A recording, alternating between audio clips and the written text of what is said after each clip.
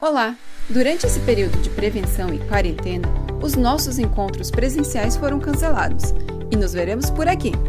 Além dos vídeos dos cultos todo sábado às 20 horas, você poderá conferir também, toda terça às 8 horas, um vídeo devocional feito para você. Mantenha-se antenado nas nossas redes sociais para mais avisos e notícias. Se inscreva em nosso canal e clique no sininho para receber notificações sempre que chegar um vídeo novo. Também nos siga pelo Facebook e no Instagram. Ô, Má, quando tu morava em Schroeder, tu levava tuas filhas na igreja? Sim, nós fomos muito na igreja. Opa, foi muito. E tu vai no grupo de idosos já há quantos anos? Mais ou menos 8 anos, né? Ô, Má, por que a gente tem que orar? Porque a gente quer ser cristão. Por que é bom ir na igreja? Para escutar a palavra de Deus. Porque lá eles falam de Deus, né? E tu acha que Deus faz alguma coisa pra ti? Faz, Ele me cuida. Como? Tudo é que vem de Deus, Henrique. O que é família pra ti, ô, Má?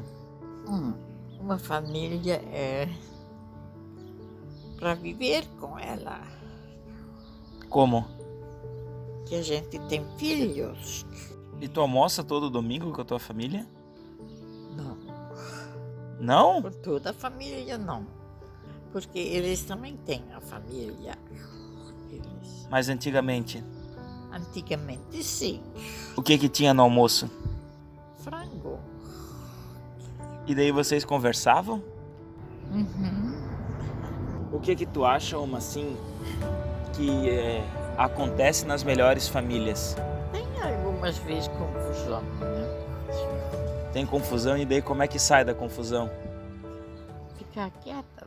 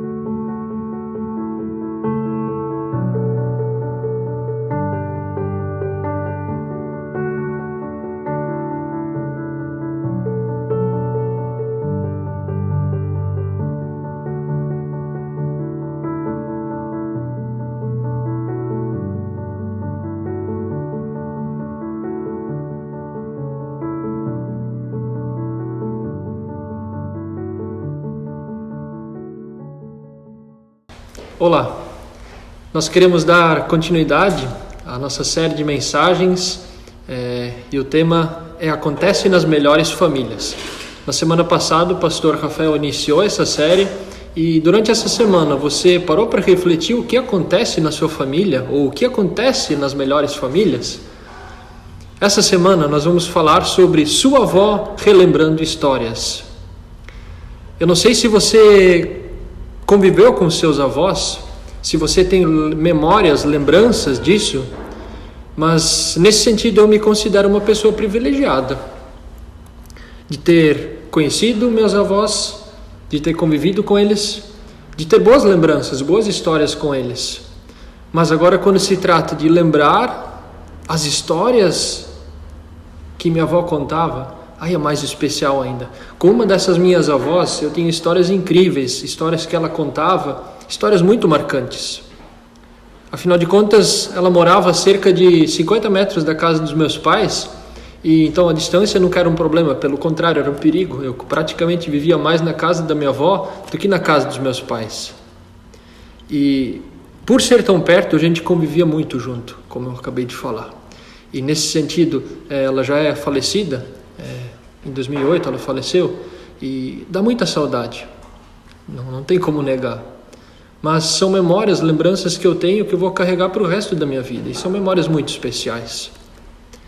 Mas e você? Quais são suas histórias? Quais são suas lembranças? Mesmo que talvez você não tenha conhecido seus avós, certamente alguém da família é um baita contador de histórias, ou alguém que você conhece gosta de contar histórias. Lembre dessas pessoas, lembre dessas histórias. Eu conversei com a Ruby, minha esposa, e ela estava contando algumas histórias da avó dela, e eu achei na nossa conversa que a minha avó era uma avó muito séria. Não séria de séria mesmo, mas ela não aprontava com os netos, né? Comigo também, com os meus outros primos.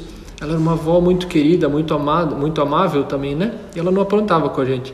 Já a avó da Ruby, relembrando essas histórias, ela era meio sacana, a avó da Ruby.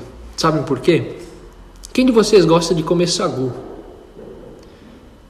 Bom, aí talvez haja estatísticas controversas, né? Eu, por exemplo, não gosto de sagu, mas não leve mal por isso. Mas a avó da Ruby, ela sabia fazer sagu e gostava de fazer sagu. Só que não era qualquer sagu. Se você gosta, certamente deve ser de uva. Só que a avó da Ruby fazia um sagu de laranja. Quem já ouviu ou quem já experimentou um sagu de laranja? E pior, toda vez que a Ruby ia na casa da avó dela, a avó dela oferecia esse sagu de laranja para ela. História traumática para a Ruby, porque ela nunca aceitou esse sagu de laranja, nunca experimentou. Então são histórias que acompanham as nossas vidas, as histórias, os nossos relacionamentos com as nossas avós. Essa história é da avó da Ruby com ela. Mas quem me conhece sabe que eu gosto de ouvir histórias, gosto de ouvir não apenas histórias sobre pessoas, mas também aquelas que elas participaram, aquilo que elas conviveram, aquilo que elas participaram na vivência. E com a minha avó também não foi diferente. Ela contava histórias não apenas dela, mas contava também dos avós dela, dos bisavós dela. E eu, inclusive, tive um maior privilégio ainda, porque eu cheguei a conhecer a minha bisavó. Então foram histórias de muito antigamente. Histórias incríveis.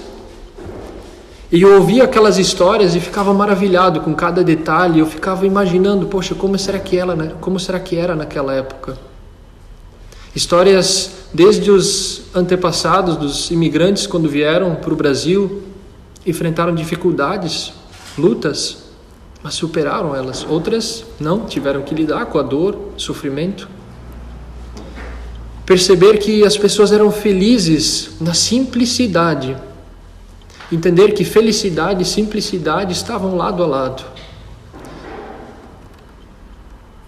Não sei quais são as suas histórias, quais são as suas memórias. Mas uma das histórias que eu mais gostava, que minha avó contava, quando a gente sempre estava junto, era de histórias em família. Depois de um dia longo de trabalho, no pesado, eles se reuniam de noite regularmente, liam a Bíblia e cantavam.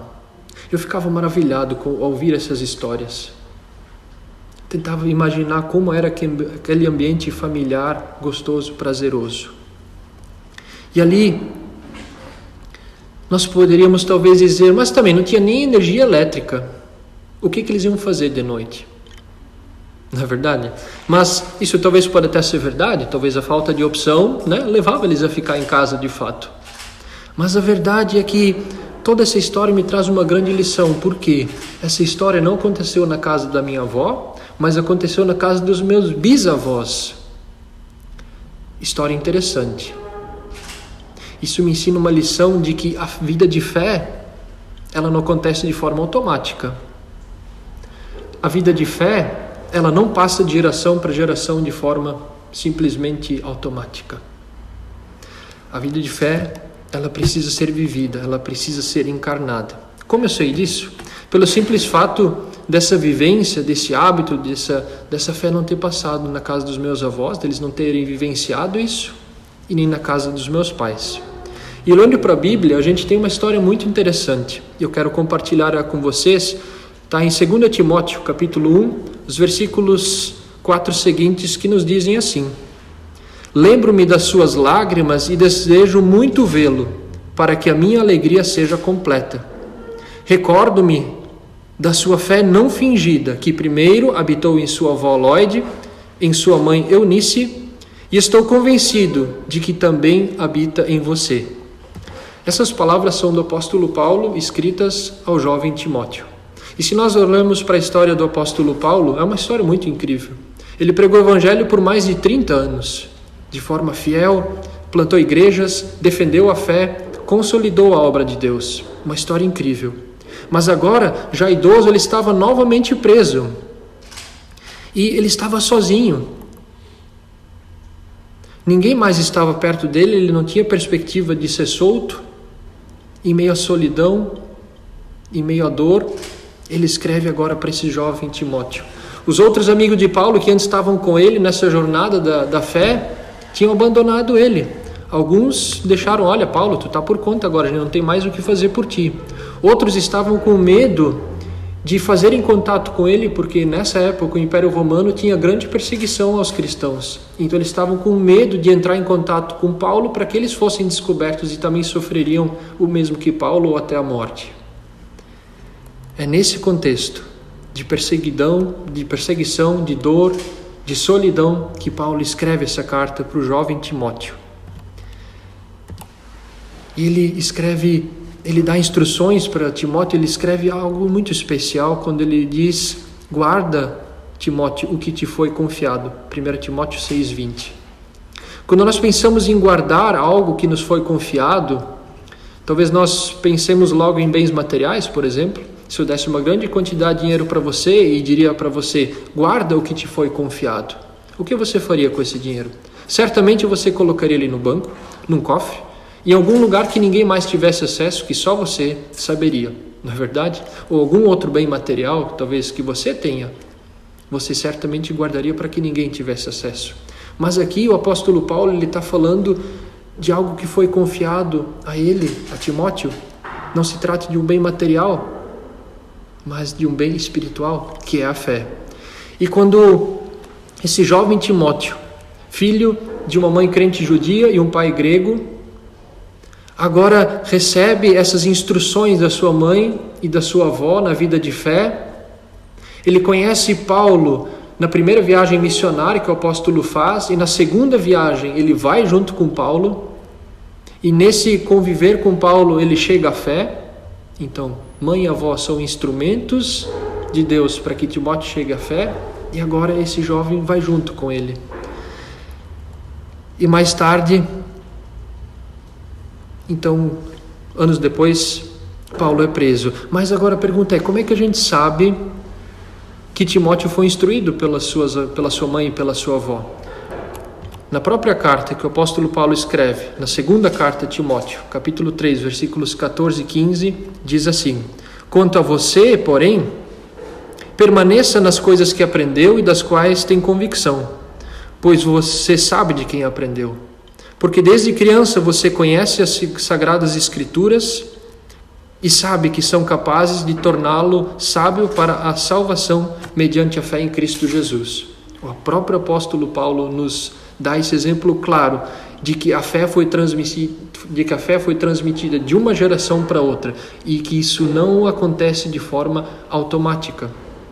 Não é um hábito que diz: hoje vamos ver se vai dar tempo ou não. Não. Foi tempo investido na vida desse jovem Timóteo, instruído, animado, encorajado, ensinado através de palavras e exemplos. Como eu falei antes, Timóteo era um cara jovem, mas além de ser jovem, ele tinha alguns problemas de saúde. E também ele era muito tímido. E a gente sabe agora que esse jovem Timóteo, ele é a terceira geração. A sua avó era uma pessoa de fé, a sua mãe e agora ele. E o apóstolo Paulo se refere a Timóteo dizendo que ele tem uma fé não fingida. Nós poderíamos dizer uma fé autêntica, uma fé encarnada. E aí, durante todas as duas cartas, o apóstolo Paulo quer incentivar ele. Agora o apóstolo Paulo está preso, como a gente comentou antes o contexto dessa carta, quando o apóstolo Paulo escreve. Mas a pergunta é: se você estivesse nesse contexto que o apóstolo Paulo está, todos os outros teus amigos te abandonaram, o que você escreveria? Certamente você pediria socorro, dizendo: olha, eu não aguento mais. Todos aqueles que eu pensei que estavam comigo me abandonaram, eu até entendo as razões, mas Timóteo, tu é minha única esperança. Me tira daqui, eu não aguento mais. Já estou velho, olha o que eu fiz, preguei por mais de 30 anos o evangelho, agora vou ter que ficar passando isso? Mas Paulo não escreve isso. Pelo contrário, ele incentiva, ele anima, ele encoraja o jovem Timóteo para que ele continue pregando o Evangelho. Ele dá algumas dicas e com isso eu quero compartilhar essas dicas com vocês, que são 4. A primeira é guarde o Evangelho. Antes a gente já comentou um pouquinho sobre isso e aquilo que eu disse antes do guarda o que te foi confiado.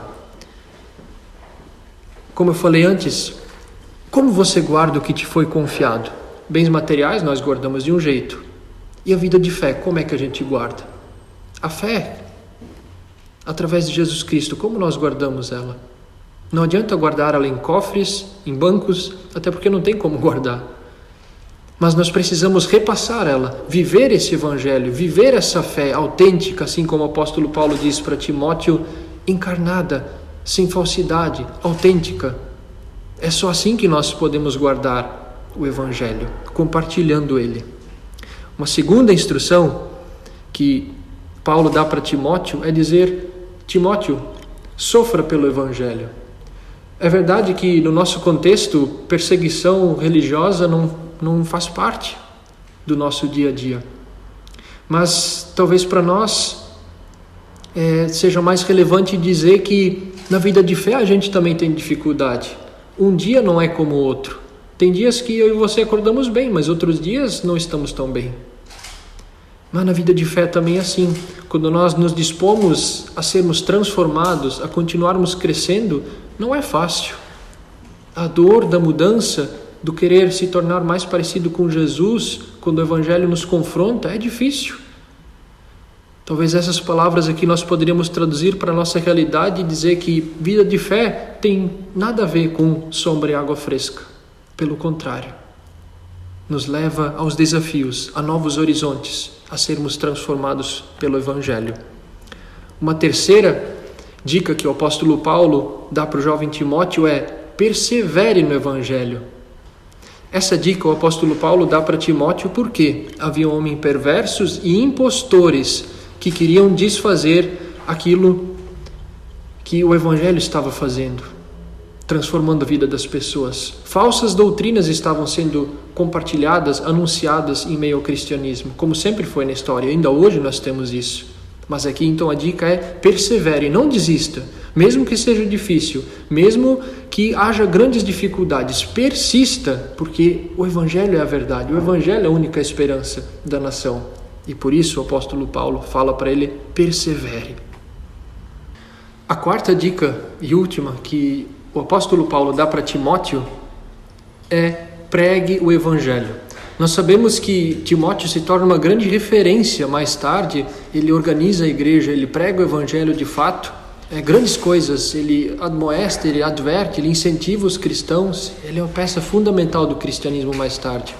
Mas aqui, pregue o Evangelho não apenas tinha a ver com anunciar o Evangelho, mas tinha a ver com aquilo que Timóteo se torna a partir daquela fé autêntica, viver e pregar o Evangelho diariamente, de segunda a segunda, o tempo todo. E aí vai uma dica valiosa para nós hoje, muitas vezes quando nós ainda pensamos de que domingo é o dia de ir na igreja, pregar o Evangelho é coisa para pastor fazer, missionário. Isso não é verdade. Pregar o Evangelho tem a ver com a nossa vida, tem a ver com o nosso testemunho. É isso que o apóstolo Paulo estava querendo dizer para o jovem Timóteo. E ele segue esse conselho e por isso ele se torna peça fundamental. Claro, anunciar o Evangelho com certeza teve parte importante na trajetória de Timóteo, mas não apenas de anunciar com as palavras, mas aquilo que Timóteo vivia, como eu disse antes, aquela fé não fingida que o apóstolo Paulo fala o tempo todo, vivendo esse Evangelho encarnado. Isso com certeza fez grande diferença na vida do jovem Timóteo. E agora, para finalizar, eu quero te fazer uma pergunta. Depois dessas dicas, dessas reflexões sobre a vida de Timóteo e Paulo, como você pode viver hoje o Evangelho autêntico na sua vida e na sua família? Ou se você já está fazendo isso, de que forma você pode melhorar? Que essa pergunta possa te acompanhar durante a semana, mas eu te desafio a pensar em pelo menos uma solução prática agora. De que forma aquilo que Paulo anima, incentiva e encoraja Timóteo, o que disso você pode aproveitar e fazer?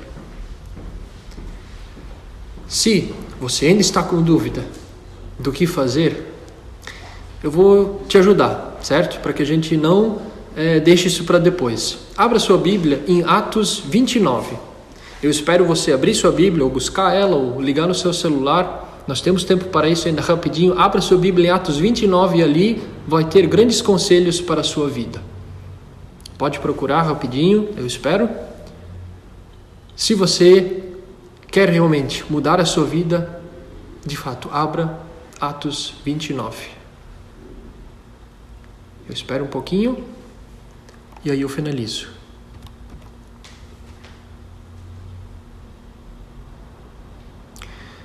Se você não está encontrando esse capítulo da Bíblia e percebeu que Atos só tem 28 capítulos, é porque esse capítulo de fato não existe. Não é só uma folha que está faltando na sua Bíblia.